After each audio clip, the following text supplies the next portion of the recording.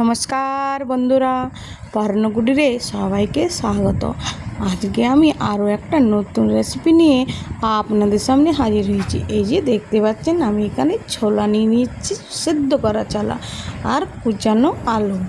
তো দেখুন আলুটা কীরকমভাবে কেটেছি, ঠিক এরকমভাবে কেটে নিতে হবে।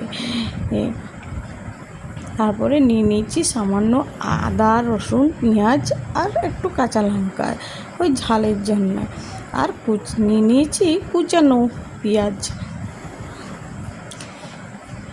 এই আলু আর ছোলা দিয়ে তরকারি বানিয়ে সকালের জলখাবার বা দুপুরের রাত্রিবেলা ডিনারের জন্য বানিয়ে নিত। আর এখানে নিয়েছি সামান্য কাশ্মীরি লঙ্কা, হলুদ, ধনে, জিরে আর স্বাদ মতো লবণ। এখানে কড়াই গরম করতে বসিয়ে দিয়েছি সরষের তেল, আর ওর মধ্যে ফোড়ন দিয়ে দিয়েছি জিরা।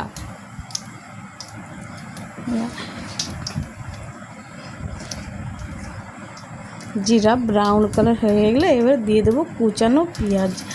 কুচানো পেঁয়াজ দিয়ে বেশ ভালোভাবে নাড়াচাড়া করে দিয়ে দেবো এবারে কুচিয়ে রাখা আলু।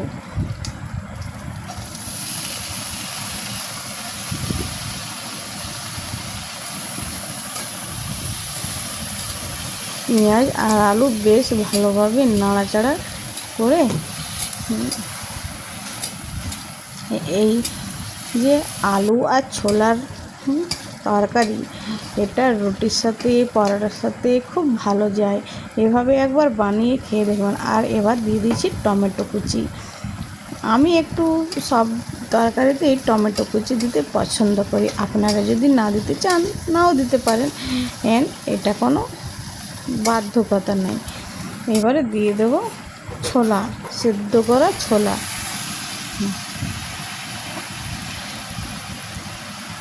সকালবেলার জলখাবারের জন্য এরকম তরকারি খুব সহজে, তাড়াতাড়ি এবং চটপট হয়েও যায়। কারণ সকালবেলায় তো আর বেশি সময় থাকে না, তাই এরকম একটা রেসিপি যদি হাতের মধ্যে থাকে তো ঝটপট বানিয়ে নেওয়া যায়। তো এরকমভাবে একবার আর দিয়ে দিচ্ছি এবারে বেটে রাখা মশলা। তো আদা, রসুন, কাঁচা লঙ্কা একটু সামান্য দিয়ে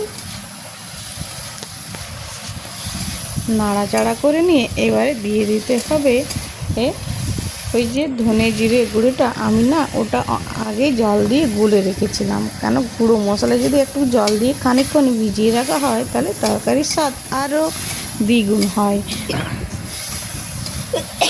এভাবে মশলাতে ভালোভাবে কষিয়ে নিতে হবে। মশলা থেকে যখন মশলা কষাতে সবজি থেকে যখন তেল ছেড়ে দেবে তখন জল দিয়ে নিতে হবে। এরকমভাবে একবার। আর এই তরকারি আবার রাত্রেও যদি বানিয়ে খান, রাত্রিবেলায় ডিনারের জন্য যারা রুটি খান তারা যদি এরকমভাবে রুটির সাথে খুব ভালো লাগবে খেতে। এরকম একবার বানিয়ে নিয়ে খেয়ে দেখবেন। এই ছোলা আর আলু দিয়ে এই সবজি আমার। আর স্বাদের জন্য দিয়ে দিচ্ছি আমি একটু সামান্য চিনি।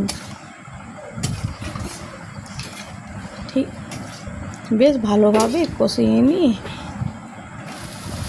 দেখুন আমার তরকারিতে কীরকম তেল ছেড়ে দিয়েছে, কষানো হয়ে গেছে। এবারে আমি এখানে দিয়ে দেবো জল, দিয়ে দেবো ওই আলু। ছোলা তো আমার সেদ্ধ করা হয়েছে, আর আলু এই টুকটুকু কুচনো আলু সেদ্ধ হয়ে গেছে, কিন্তু তবু একটু ফোটানোর জন্য জল দিয়ে দেবো। আর যদি আলু সিদ্ধ হয়ে যায়, কেউ যদি এরকম কষা কষা খেতে চান এইভাবেও খাওয়ানো যায়, কিন্তু আমি এখানে একটু সামান্য জল দেবো, একটু সামান্য জল, খুব বেশি জল দেব না।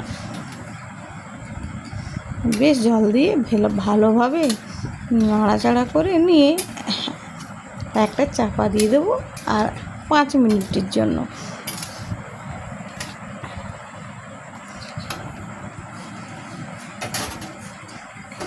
5 মিনিটের জন্য চাপা দিয়ে অপেক্ষা করব তরকারি। এই যে এবারে আমি তরকারি নামানোর সময় দিয়ে একটু কস্তুরি পাতা ছড়িয়ে দেবো উপর থেকে, আর দিয়ে দেবো গরম মশলা।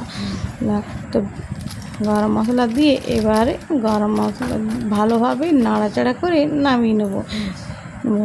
ভিডিওটা যদি ভালো লাগে তাহলে অবশ্যই লাইক করবেন, কমেন্ট করবেন এবং চ্যানেলটিকে সাবস্ক্রাইব করবেন আর নোটিফিকেশানটা অন করে রাখবেন, তাহলে আমি যে কোনো ভিডিও ছাড়ি সবার আগে পৌঁছে যাবে আপনাদের কাছে। তাহলে সুস্থ থাকবেন, ভালো থাকবেন, নমস্কার। আর